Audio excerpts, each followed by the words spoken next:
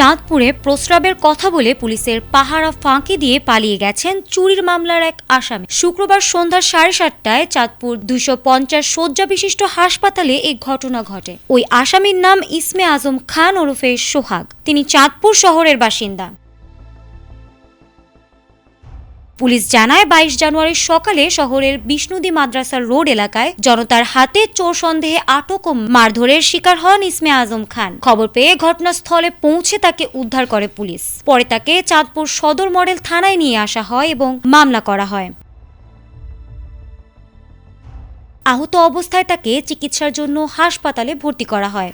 পুলিশের পাহারায় চিকিৎসাধীন থাকা অবস্থায় শুক্রবার সন্ধ্যা 7:30টার দিকে তিনি প্রস্রাবের কথা বলে কৌশলে ফাঁকি দিয়ে পালিয়ে যান। চাঁদপুর সদর মডেল থানার ভারপ্রাপ্ত কর্মকর্তা মোহাম্মদ ফয়েজ আহমেদ ঘটনার সত্যতা নিশ্চিত করে বলেন, আসামিকে পুনরায় গ্রেপ্তারের অভিযান চলছে।